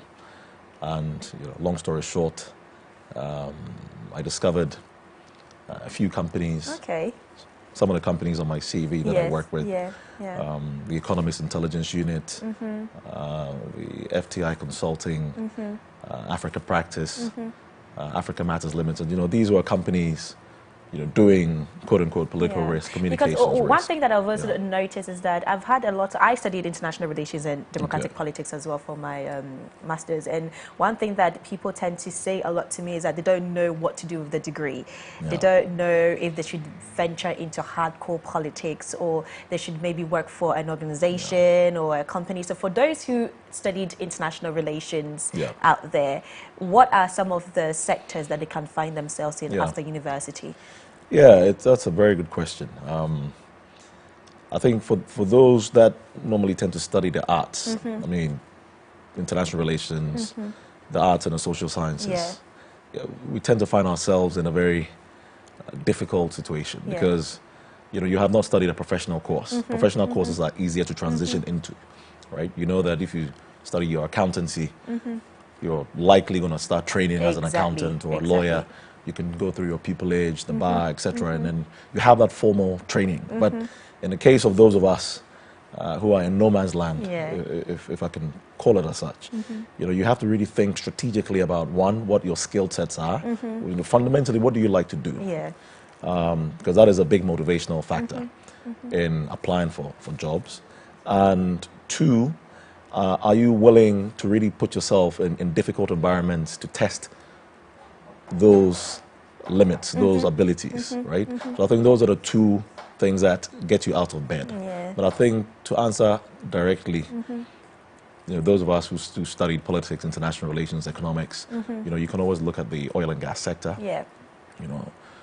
The experiences and skills that you build in economics will naturally take you there. You can look at the mining sectors. You can look at consultancies. So professional consultancies, your PwCs, your Ernst & Youngs, etc. They tend to have a system that readily deploys those skills in a working environment. So anything which has an international relations element, any company that is investing anywhere in the world for that matter, and if you're an economist, you can help them structure some of their assumptions. If you are a financial person, you'll be well suited. And of course, international relations and politics, means that you can understand the environment that you're going to work in. So some of these degrees tend to be suited to particularly the extractives Yeah. sector Okay. and consultancy. Okay, so now we want to delve a bit deeper into your journey and your life journey, actually, let me put it that way. So what would you say that you faced any challenges throughout your journey? I mean, life is, No, of course. it has a lot of up and downs, Yeah. but then one will also say, do you know what, we've had people here on the show that said, do you know what, they don't think they face any challenges.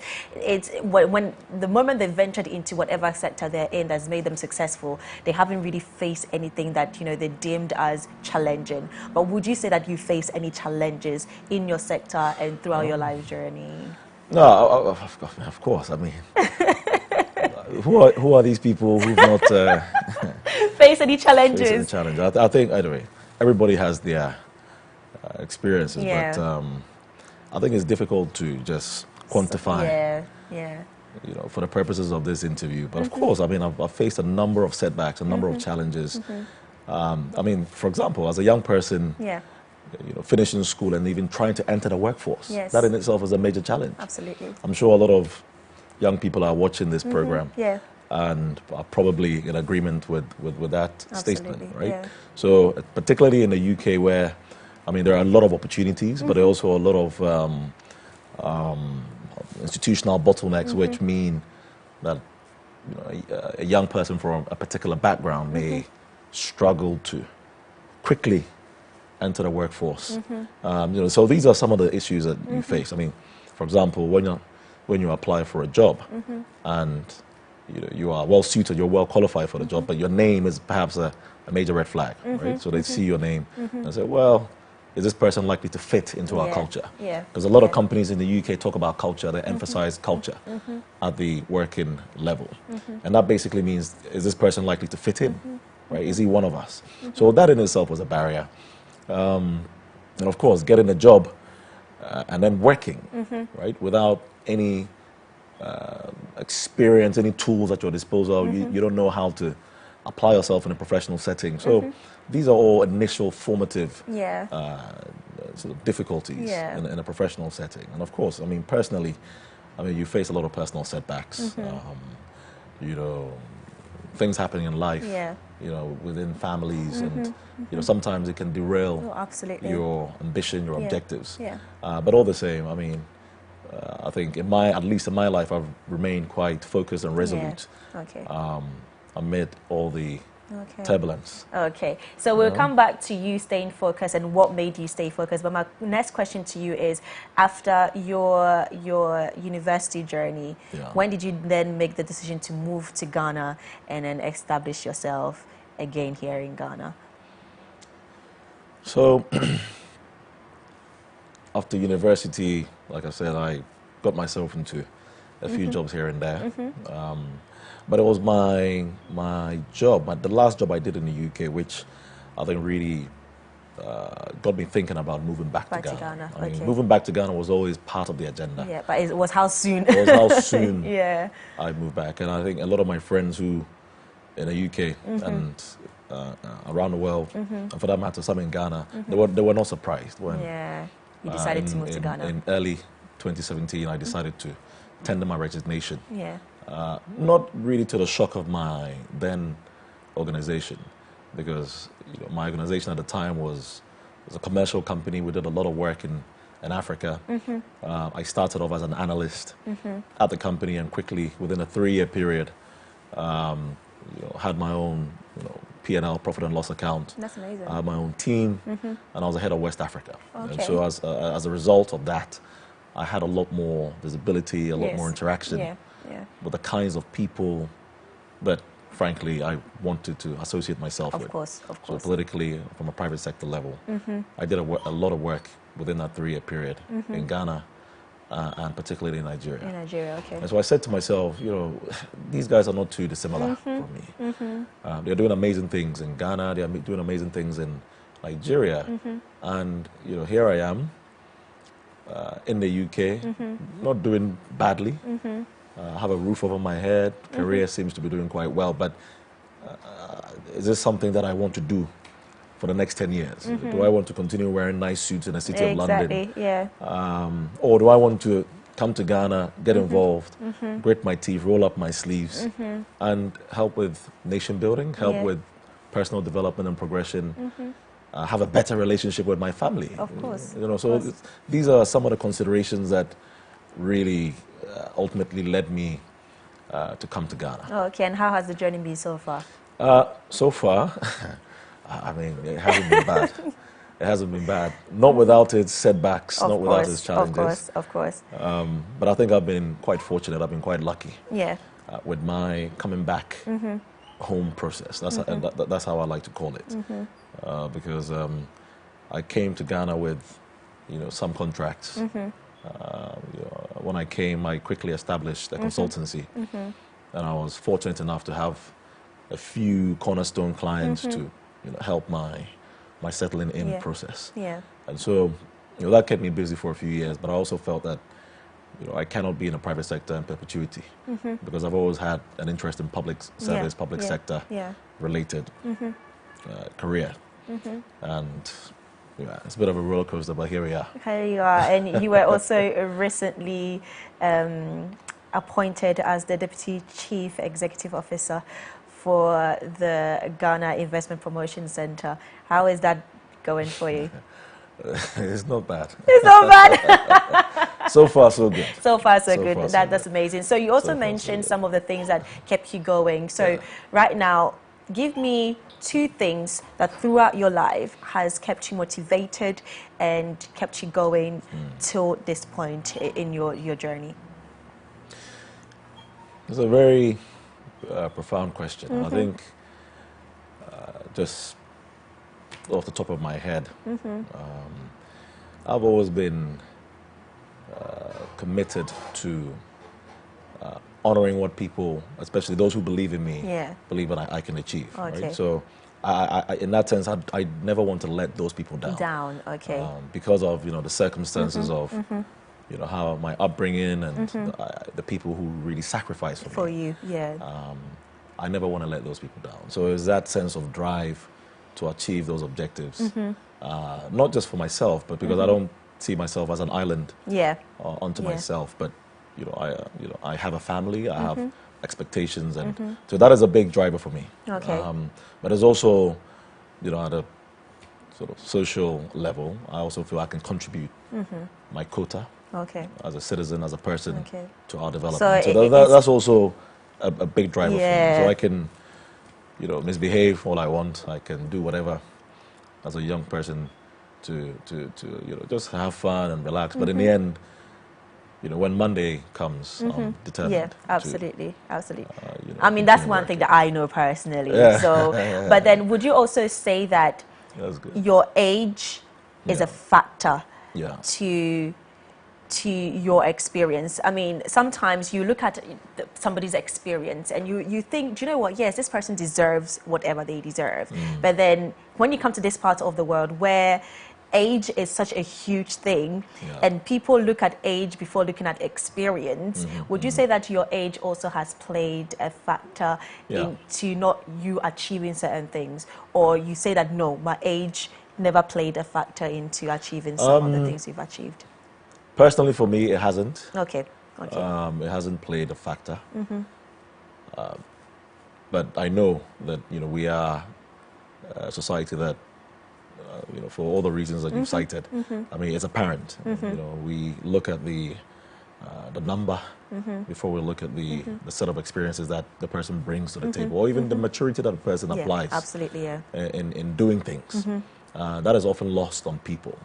So that is a cultural, societal thing.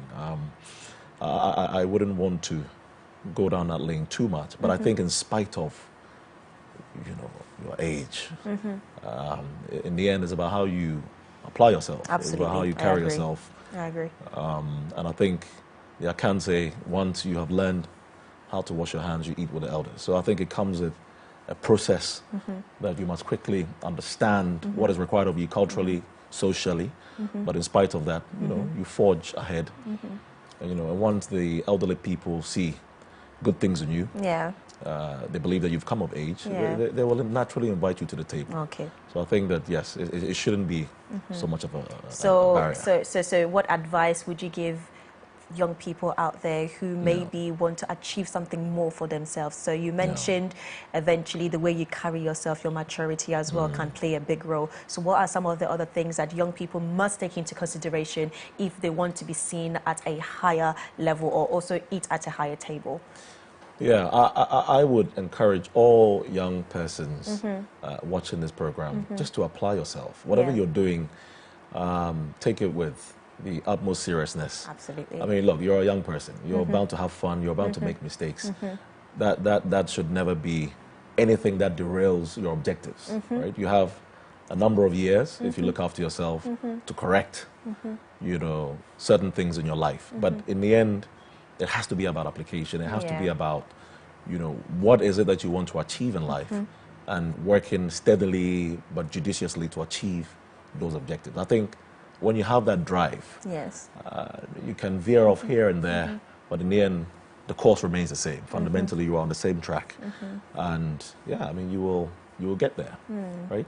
You must also bear in mind that, you know, your parents and those who are older than you, people that you look up to, they've also been They're young young, person, yeah. right? They've also young made before. their mistakes, and mistakes hopefully should strengthen you. Right? If you learn add to your experience, if you learn the lessons, it should add to your experiences. So, I think that would be the number one advice that I give. So, focus and application. Allow yourself to live a bit. Don't be too hard on yourself. But in the end, you know, the course remains the same. So, application and focus and drive. And drive. Thank you very much for that. We write those down. And finally, any final words to anybody, any young person that is watching and that is inspired by your journey so far? I know for a fact that maybe in a year or two, we're probably going to have you back here to have an update of your life journey, definitely. But yeah, so any final words out there for any young person that's watching that needs some type of motivation and inspiration to eventually move forward in life? Yeah, I mean, without sounding like a motivational speaker. Look, I know that at the moment there are a lot of things against young people, right? You know, I'm sure that some elderly person has told you that, oh, you are lazy, you are not working hard enough, you're not, why are you not applying for jobs? And I'm sure you are hearing some of these things. But in the end, I think that, again, coming back to your passion, you must find out what that passion is, right? You shouldn't subscribe to a singular notion of what success look like. You don't have to look like me and be wearing a tie. You can be wearing a t-shirt and shorts and be making an impact. So whatever it is, you know, get up from your bed, get up, get out, meet people, network. I think that is very important. Thank you, networking is incredibly important for a young person. But not just any networking. Networking with right-minded people, people that share your belief system. It doesn't have to be an echo chamber, but also people that challenge you, right? So people that you look up to, that can challenge you, critique you, you know. So that is the kind of networking that I mean, meaningful networking. But also really discovering yourself as a young person. Some people discover themselves early, others discover themselves late. Much later, You know, flowers blossom at different times. But all the same, you must always have something, people telling you that this is who you are. If you hear it often enough, there is some element of truth to it. Harness the goodness in people's assessment. The ones that you don't necessarily agree with, you know, you can park it, don't necessarily discard it. Because my grandmother said to me that people give advice in good faith. I've never met anybody who would say they are giving advice in bad faith. Absolutely. And so whenever you hear people giving you advice, critiquing what you're doing, accept it in good faith, and use that to inform the decisions that you take. So I just really want to galvanize the youth this morning to get up, identify what their passions are. Identification. Sorry? Identification. Identifying what their passions are, which means discovering yourself. And then once you've discovered what you're good at, what your interest is, really applying yourself to ensuring that you have a set of realistic targets that you can meet. Realistic target. Yeah, not crazy targets, Yeah, realistic yeah. targets Okay. that you can meet. Well, let me just quickly read some of our messages coming in on the WhatsApp before we eventually wrap up the conversation. This person said, good morning, the AM Club and your Cherries viewers. Deep conversation you're having with Mr. Yao Efrie. I love it. Greetings to everybody in the studio. Well, greetings to you too. This person said, whoa, I am learning so much from Mr. Efrie. Thank you very much, guys. Hashtag DAM Club. Hashtag MX24. I am blessed today to watch TV and watch Mr. Friye giving some of his journey stories to us. As young people, I think that we should take into consideration the fact that nobody is against us, even if the odds are against us. Yeah. Okay, I actually like that. I like that. I like that. And okay, so last one. Okay, this is a very educative section. I've learned so much. Thank you very much, Mr. Ifriye, for sharing your story with us. Well, thank you very much, too, for tuning in right here on the AM Club. And that's about it for today's Motivation Monday, hashtag Motivation Monday on the AM Club. I had an amazing conversation with Mr. Yao Amwatin Ifriye, who is the Deputy Chief Executive Officer for the Ghana Investment Promotion Center. Mr. Friye, thank you very much for joining us. Thank you. Thank you. And I'm going to wrap up this conversation with a very nice song by Amrando called Abotre. Younger. I'm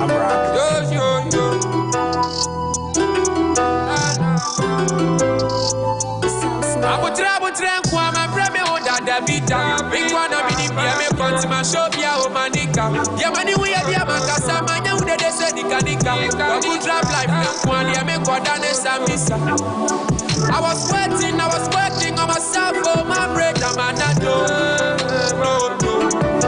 It's a nice so from seven and no barrier to bread, so me not no. It's a Chichian and you. Me the 1, 1, 2, 3, 4, now we go. Yo. It's a Chichian and you.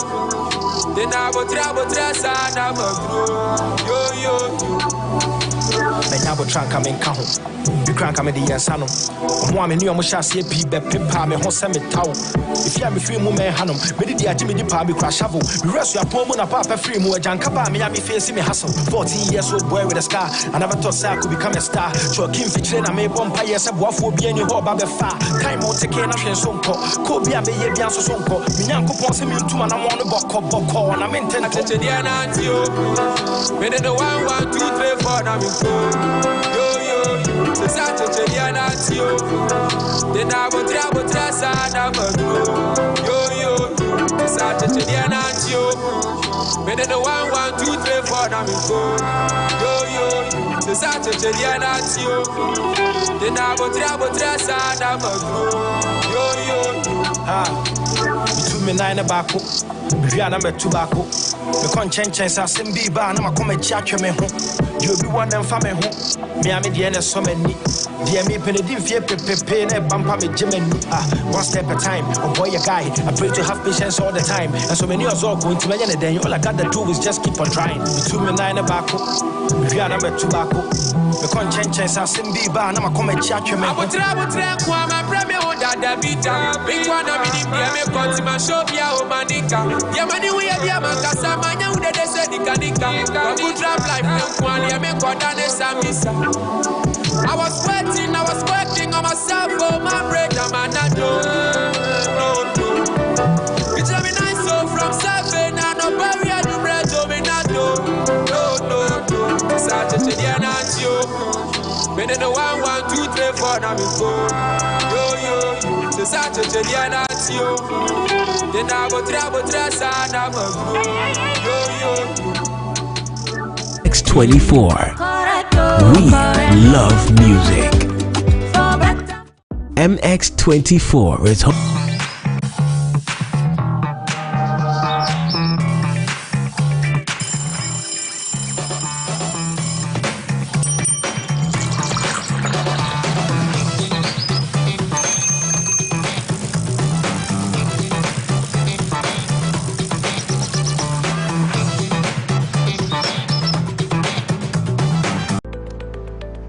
questions are on your mind. Does partisanship permeate every aspect of Ghanaian life?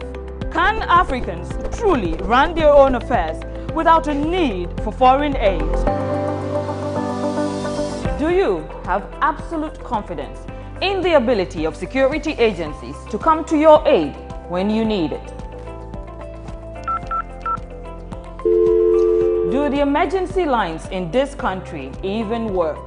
For answers to these and more, join me, Noam Falong, on MX24.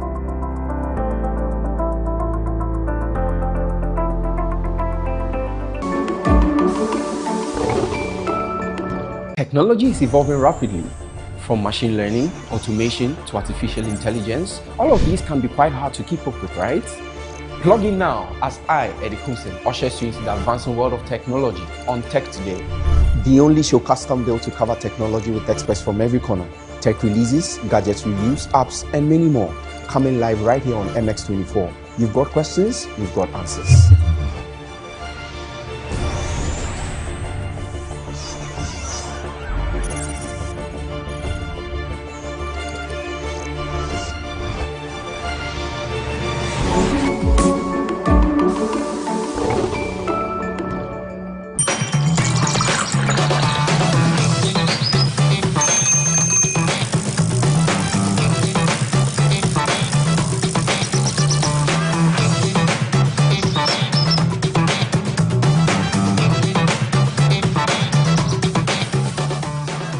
Welcome back, guys. This is still the AM Club Zane. I hope you guys are enjoying yourselves. I know I am. You know, Edma just shelled down an interview. Edma, big up yourself. You know what I mean? But guys, now right now we're inside the plug. Hey, the plug is here and it's ready. Edma, what go on? Yeah, so today we're doing something different for you on the plug. So we're going to have another session of pick and answer. Okay, so Kevoy and I are going to pick a question from this very pretty orange box. Yes, and then eventually we're going to answer whatever question is on there. We don't know what questions are on there, but we have to answer it truthfully and honestly. Are you ready? Or as possible. Oh, yes, exactly. So are you ready? So guys, you make sure that you also send in your thoughts and comments to everything that we've done so far right here on the AM Club on our WhatsApp number on 0550-331-511. Okay, so are you ready to start? Yeah, you go first. No, you go first. I should go Yes, first? you go first. Right. You go first. All right.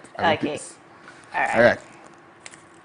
What does it say? This one says, how did you react to your first breakup? Oh! I cried. Oh. You cried? Oh, I cried. You cried? How old were you? So if I'm looking at my first major breakup, I was 19 years old. 19? Yeah. And she broke up with you? Yeah. Why? No, wait. I broke up with her first. But then, okay, you broke up with her first. Yeah. Go back together. Yeah, and then she broke up with you. me. You think it was a revenge? Yeah, I think so. She was like, gotcha! Oh my goodness. I'm sorry to hear that, but you got over it. You learned from it. You got over it. Hey, I'm 30 years old. I'm okay. Okay, you're okay. He's moved on, guys. Yeah, long time. Okay, so it's my turn now. Let me pick one. And this says, hey boy, what kind of question is this? I can already see it. So, are you single, dating, or married? Oy. Guys, you already know I'm dating. Oy. I'm not married yet, but hopefully I will be soon. She got bae. I got bae, okay? Hey, bae, big up yourself. Bae, yeah. big up yourself. But yeah, guys, that's it. I'm dating. Yeah, no. She's not available, guys. Don't send any WhatsApp and say. Is it your business? So our director is screaming in our ears, asking, who are you dating? Who are you dating? That one is none of the business. It's not part of the question. Maybe Chichi should have added that question and I would have answered. But since it's not part of it, I'm not going to answer. me, nah, I don't know. Okay. Guys, if you could change any part of your body, which part would you change? That's an interesting question. I know, right? What would I change? I don't think I'll change anything. I think I'm okay. Yeah. Are you sure? Yeah, everything is intact. It's intact. Everything is functioning. Everything is nice. The system is working 24/7. Oh, Charlie. Oh, Charlie. Okay, it's my turn now. Let me pick one. Okay. Mention 3 qualities of your ideal partner. Why am I getting all your relationship questions? Like, what the hell is this? It's you picking him. Okay, I know, right? So 3 qualities of your ideal partner. So first one, he must be ambitious. Second one, he must be hardworking. And third one, intelligent. Yeah, of course, intelligent. Yeah, of course. He there's too many. There's too many. I think. Okay, so my 3 main ones: ambitious, hard working. This one, I know people will bash me, but I'll still say it. And he must be financially inclined. Not financially stable, but financially inclined. You see? Please explain. Please explain what that means. So financially inclined is the fact that, okay, you know how to save money, how to make money, how to not basically use money inappropriately.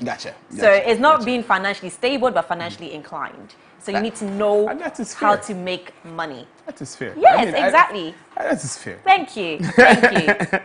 Guys, be financially inclined if you're approaching Edma. Thank you. After you have she's to. broken up. And you have to be intelligent. The list goes on. You have to be intelligent. You have to be caring. You have to be loving. Oh, it's plenty. It's plenty. The list is somebody in my ear said, that's me. That's me. The list goes on and on. But anyways, your turn. All right. At what age did you start dating? Wow. You know what's funny? I was talking about this the other day. I don't think Jamaica has a dating culture. It's not a culture that you go and you say, oh, let's go out on a date. But I mean, if you're saying dating, and Jamaicans call it de. Say we de. We're there. We're there. I like that. But if we're seeing each other, if we're talking about that, then I would say I started doing that around 14. 14. 14. Okay. So, but there are stages though. So, for example, from where I'm from, there are stages. So there's the talking stage. Sweetheart, there's no stage. It went all the way in 14. No, so we have the talking stage, okay, where you just like obviously exchange numbers and you start to talk blah blah this and that, get to know each other, but digitally, basically, you know, through electronics. And then from there, you start seeing each other. Okay, so if I'm seeing you, doesn't necessarily mean I'm dating you. And then from seeing each other, then you now move on to dating. You see, this dating thing is very complicated. It is, but don't jump the steps. Don't just meet somebody and then straight, get into a relationship. Get to know them first. Jamaica is like that, though. Really? Oh, they're very famous for that thing. As soon as you go on one date, you're there. That's it. That is it. Oh, no, it shouldn't be. But anyways, let me pick one. Okay. If you met your 20-year-old self, what would you tell her? Oh, my 20-year-old self. I'll tell her to save money. I'll tell her to stop wasting money. Do you mind telling me how old you are? If you mind, then it's okay. My birthday. It's my birthday on the 16th of February. Next week, Wednesday. You guys will know how old I am. Aquarius season, guys. Aquarius season. Aquarius season.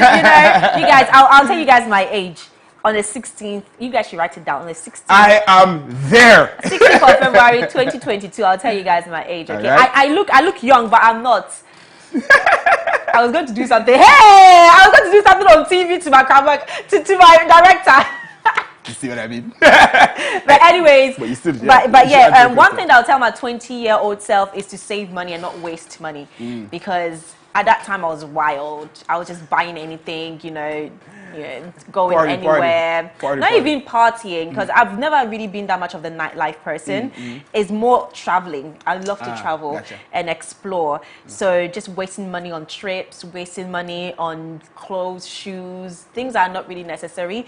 And if I had saved that money now, I'm sure right now I could have invested it into something like a business or something like that. Exactly. So, you know what's funny? When you talk about investment, I remember way back one of my friends told me I should buy bitcoins, and it was for 50 cents. And I was going to put $100, and I said, "Hey, no patience." Now I would have had $7 million. Can you imagine? Exactly. But anyways, you learn. You learn. Yeah. What was your best memory of 2021? That is a good question. I've had really good memories. I've had really good things in 2021. Let me see. Whew, 2021, one of my best memories. This one is tough. There's been many. Tough. That's when you've had many. Yeah. Meaning it was a good year. And the thing is, I'm not really like a big exciting. It has to be big and exciting. It can be something very small. Yeah. You know, like one of my best memories was talking to my kid's mom, and she was describing their personalities to me. I think you mentioned on the show once. That was one of my best moments because then I made my kids 3D. Because you know when kids are young, they just give trouble. So now you know. Also, a friend of mine, one of my first people from Jamaica, came to visit me. Wow. That's amazing. Here in Ghana. Yeah. So, you know, it's It's a bit of all of that. Oh, yeah. Okay, I like that. I like that. Okay, so this is the last one, I guess. For you. Yeah, for me. Wait, didn't I start? Yeah, you did. This is an odd number. I know. So this person said $1 million or meeting your future, your true love. Oh, $1 million. 100%. Oh, You're not thinking about it. True love, love, we won't chop love. If it's your true love, you'll find him anyway. Exactly. So, I will take the $1 million, and then, the true love can locate me whenever. Or if I end up with somebody who is not true love, at least there's love. It's just not true, but there's love. Facts. Okay, so last one. All right. If you were, I want both of us to answer this question because I started, so it's going to be unfair. You know what I mean? Yeah. If you were the president for a day, what will be the first thing you do?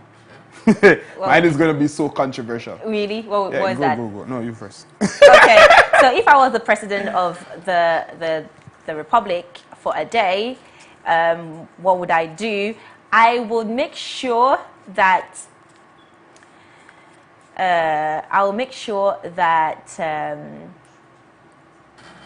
all the projects that has been abandoned by previous government are basically done that instant. Like, you know, I'll implement a policy that makes sure that, you know what, do not abandon projects regardless of your political party or your government. Fair. I mean, I'd abandon democracy. Abandon democracy? Yeah, I'll say really? I'll change it. Yeah, because I think democracy. What? I think democracy destroys, you know, the country. Like, I mean, it's 4 years for a president to do something. That's not enough. You know what I mean? 4 years and 8 years. At the 8th year, they're just grabbing. You know what I mean? At the end of the 8 years, they're like, oh, we're not going to go back in power, so might as well we grab. And I don't think it's enough time to develop a country. Like, I mean, give a president 10, 15 years. You know? And we set guidelines and we say, oh, this is what we want to achieve in 15 years. And then we work towards that for 15 years. For 4 years, challenge. That also comes back to my point when it comes to not basically leaving projects unabandoned, like just not leaving projects. Yeah, you know what I mean? And that would be fixed. Exactly, political party or government you belong to. So no matter what, yes, maybe I belong to this political party. When I come into power, I'm going to make sure that whatever the previous political party was doing, I finish it and I then implement my own. Yeah, come on now. We're for the people, you know. It's not for my side and your side. It's for the people. But I agree. But anyways, guys, that's about it for today's AM Club. It's been an amazing show having you here, co-host the show with me, Kevoy. Thank you. I've really enjoyed it. But as usual, we are going to say thank you to all our guests that came on the show today. So Kevoy had an amazing conversation today with Prince Edu Apia, who is a leadership trainer for Lifestyle Daily today. They spoke about the art of leadership, and it was an amazing conversation. And for Motivation Monday today, I had a conversation with Mr. Yawa Mwatene-Friye, who is the Deputy Chief Executive Officer of the Ghana Investment Promotion Center. And for the plug, it was myself and Kevoy. We held it down right here on the AM Club. But if you missed any part of the show, do please head to our YouTube channel at MF24GH, where you can recap everything that happened on the show, including our best highlight of the show. But that's about it for today, guys. Tomorrow is Tuesday, Travel Tuesday with Miss Drew, and you don't want to miss it. But in the meantime, my name is Edma Ohimalawe, at Edma Lawe, if you want to connect with me on all social media platforms. And my name is Kevoy B. Well, it's Kevoy Burton. But you can connect on my social media platforms at KEVOYB. All right, then, guys. We are done for today.